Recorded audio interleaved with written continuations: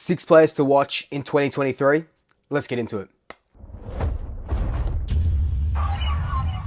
So before we do jump straight into it, this is a special video. This is the start of my Patreon submission video. So it's a part of the Swoop U tier where you get to pick one, or everyone that's sort of on that tier gets to pick one topic a month for me to make a video on. This one was submitted by Jessica Kolder, and she wanted to see 6 players, or 6 Collingwood players to watch for in 2024. So here's my list. Leave your list down below. Without further ado, let's get into it. So as I was writing this list, the first player I wanted to put in here a couple of weeks ago was Dan McStay, because, you know, everything that sort of happened to him in that final series, everything, you know, we don't get to a grand final without Dan McStay and what he was able to do against Melbourne and against the Giants. Unfortunately, with that ACL injury, he probably won't be back until finals. If then, the whole 2024 season is gone for him, and we will see him again in 2025. But the guy that I've got here is hoping to be his replacement, Ash Johnson. Ash played 15 games in 2023. He kicked 21 goals, and of those 15 games, only 2 of those games he went goalless. It was the Hawthorn game, it was the Melbourne game. Twice he kicked a bag of 3 goals, in a couple multiple goals and stuff like that. The thing with Ash is that sometimes he does go missing when we sort of need that big key forward. I think in that Melbourne and Hawthorn game, he combined for maybe 7 or 8 disposals and no goals, and no behinds either. So no shots on goal. Without Dan McStay, you know, we can't keep giving all this sort of big work to Checkers. Ash Johnson has to really, really step up. We know what he can do. He's special when he's on the football field. That huge mark against Carlton, that screamer. We've seen him kick really important goals on Anzac Day. That goal from about 55 metres. You know, he just turned and went on that big right boot. Was huge. He's done that multiple times where he can't kick a big goal. He can pop back up. But we need him to be a lot more damaging. We need to see a lot more of him. We need opposition players to be scared of him, because if you can sort of shut him down, get himself in his head, you don't have to worry about him, because he's not going to sort of work his way out of that, and he can just focus on Checkers and Alien and whoever else it may be. But without Dan McStay now, Ash Johnson has to be that guy. It's going to help that we do have Loy Schulz to sort of come in. But we'll talk about Loy a little bit later. He's on this list as well. But Ash Johnson now has to take the opportunity with 2 hands. And look, I dare say that in the grand final, Ash probably would have played and probably would have kicked a couple of goals as well, had it not been for, I think he definitely had an arm injury. I'm pretty sure it was a broken wrist or a broken forearm that he sustained in the VFL. If that hadn't happened, he would have been chosen over Billy Frampton. So that's just the way the sort of cookie crumbled towards the end of that season, robbing him of that opportunity to play in the grand final. But hopefully this is the year. And I'm hearing really good things about him in preseason. He's come back a little bit leaner, a little bit you know, bigger in the muscles as well. So hopefully this is what catapults him to exactly where we need him to be for 2024. Because we don't really have any of those big, tall options. Yes, we have Nathan Kruger, but can you really trust him with his injuries? We're trying out Josh Iyer, who was, or Air, who used to play for Essendon, but he's got bad hamstrings. So who really knows what we can do with a big key forward? We don't have any. Ash Johnson is the guy to step up and help Brody Myercheck out. The second guy I've got here is one of the new recruits, Harry Demetia. So the thing about Harry is he's pretty much ready to go, is what I'm hearing from, you know, Cal Toomey when we sort of drafted him, on all these articles sort of coming out for him. There was an article yesterday, I think in the AFL or SEN or something like that, where everyone's so surprised about his leadership, and he's already showing his on-field leadership. He's only 18. You know, he was captain of the Dandenong Stingrays, captain of the Vic Countryside with Harley Reid as well. So he's played with these really big names, you know, playing with Harley Reid and stuff like that, being the co-captain with him. What I love about Harry is that he looks like if you just put him in round 1, he will give you absolutely everything. He's been training as a bit of an outside mid, kind of like a Jack Crisp role. Jack Crisp has been training in that sort of role as well. So, you know, he's very versatile. You can play him off a halfback, you can play him off a wing, you can play him off a half forward if you wanted to. When we sort of picked him up, Derek Hine did say that he'll probably start off at halfback, move into the midfield kind of like what Nick Dacos has been doing. But I'm very excited to see how he goes about it. I don't think he'll play round one, but how he goes about it in the VFL. I want to see those leadership skills shine through. And if we can give him a role of halfback, he could be our very first debutant for 2024. The next guy I've got in here, we've already seen a lot of him. It's Beau McCreary. We've seen 60 games worth of him. Premiership player, Beau McCreary, the Bull. Now, Beau, I've got him in here because he can be anything that he wants to be. He could be the next Jordan Ngowi. He could be, the next Dane Swan. What I'd love to see from Beau in 2024, he kicked 17 goals this season.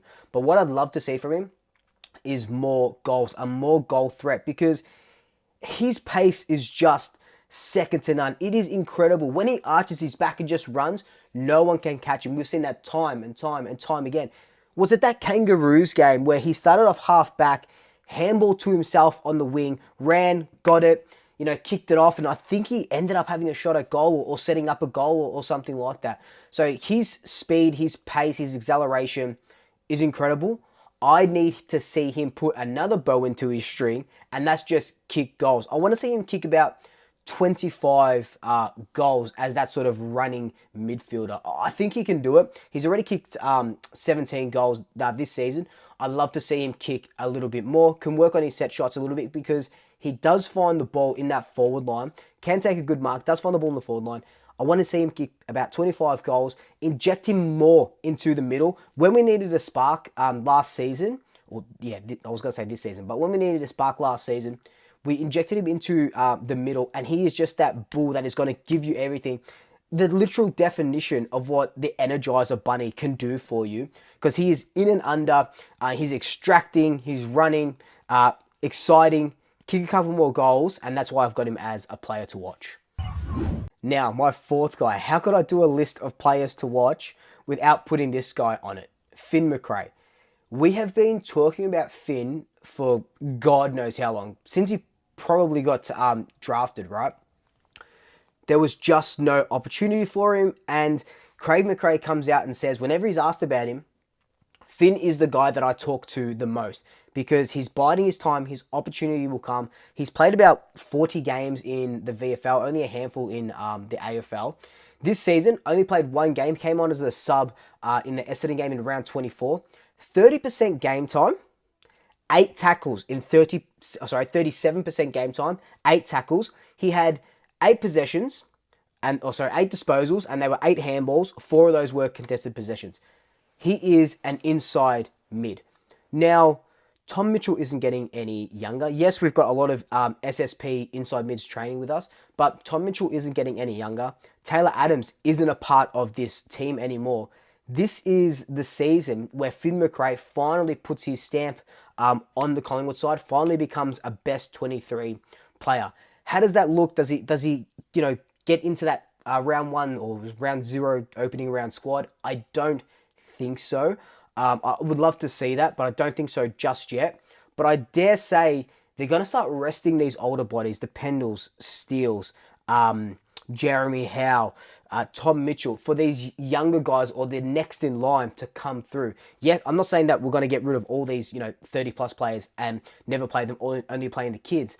But I think there were times where we wanted to rest Tom Mitchell this season, and we just didn't, because we couldn't. We didn't have anyone that can come up and sort of play that role. So I think next season we'll be resting Tom Mitchell, or even subbing him and bringing Finn McCrae on and giving him the game time that he deserves and that he's been waiting for, to show the AFL world that he is here. He was drafted with Ollie Henry in 2018, I want to say, or 2019, 2018, I want to say, like the season of.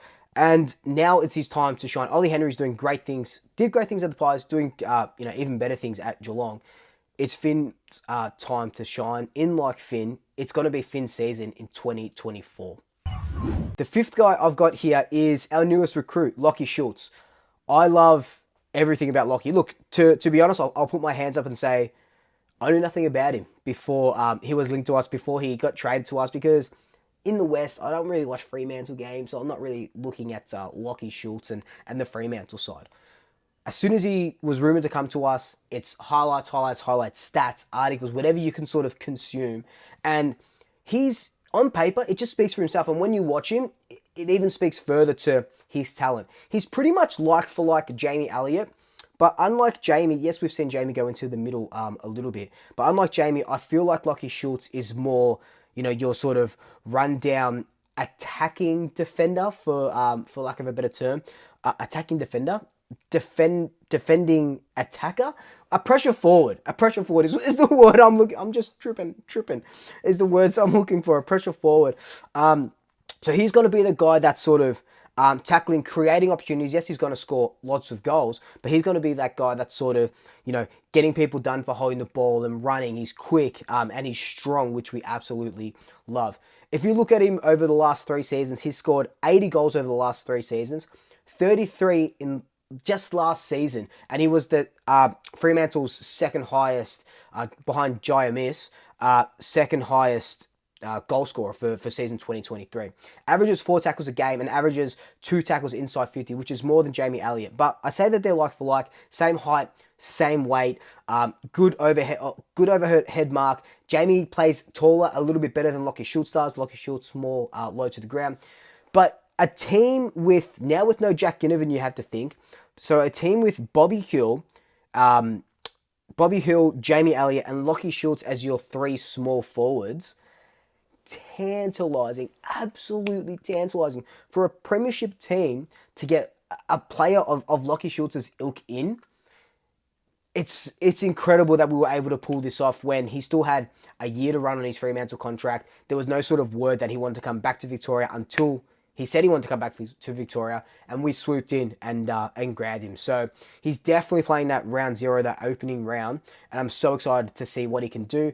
Does he get to that sort of 30 goal mark? I know I said I want to see Bo kick 25 goals. Maybe I want to see Bo kick about 20 goals. Maybe 25 is a little bit too much for that sort of midfielder. Maybe Loy Schulz, if he kicks anywhere between the 25 to 30, I'd love to see that. And I think that's a big, tick in my box. The last guy I've got here in my list is Steel Side Bottom's protege. It's Ed Allen. So we haven't seen a lot of Ed Allen besides what he's been doing in the VFL. The thing that sort of gets me about Ed Allen is when he was signed, he was picked 19. A couple months later, we were doing that open sort of training session where we all go see. It was announced that the Pies signed him for a further 2 years, a contract extension for 2 further years. After he was pretty much signed, after, we just picked him up from the draft a couple of months after that. So there's a real big backing in what he's able to produce. In the VFL, he's averaging 20 disposals, 3 tackles, pretty much playing in the centre, in the midfield, has a big can of energy inside him. And Steel Side Bottom has come out and said, I think it was a... the training talk where they're mic'd up at training. Steel Side Bottom said that's... he said that Bianco as well, but he also said that Ed Allen, was going to take his place or something along those lines. So I'd love to see Ed Allen on one wing, Josh Dacos on another wing. Steel Side Bottom, unfortunately, doesn't have a lot of years left in him, as much as, or how sad that's going to be when that sort of finally happens. But Ed Allen is going to be that guy that steps up. I talked about Finn McCrae and Tom Mitchell sort of swapping, positions like on the bench or Mitchell getting some resting games, etc., etc. I think that sort of happens. Ed Allen, Steel Side Bottom.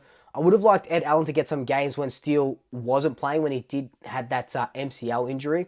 Wasn't to be. We gave him that big season in the VFL. Haven't heard too much about him during preseason training. I'd love to get down one day to see what's going on. But I've got big raps on him. Everyone's got big raps on him. I'd love to see 2024 be his sort of breakout year where I'm not saying he's going to play 15 AFL games. I'd love to see him get a debut at least next season and, play maybe half a dozen games. That would be probably my goal where I sort of tick that off and say, yep, Ed Allen, star of the future, going to be our wing with Josh Dacos for years to come. But anyway, that has been my top 6 players to watch for season 2024. Leave your list down below. What did you think of my list? I'd love to see your list. But until then, like, comment, subscribe, tell your family, tell your friends, tell your pets, and until next time, double shackers, I'll swoop you later.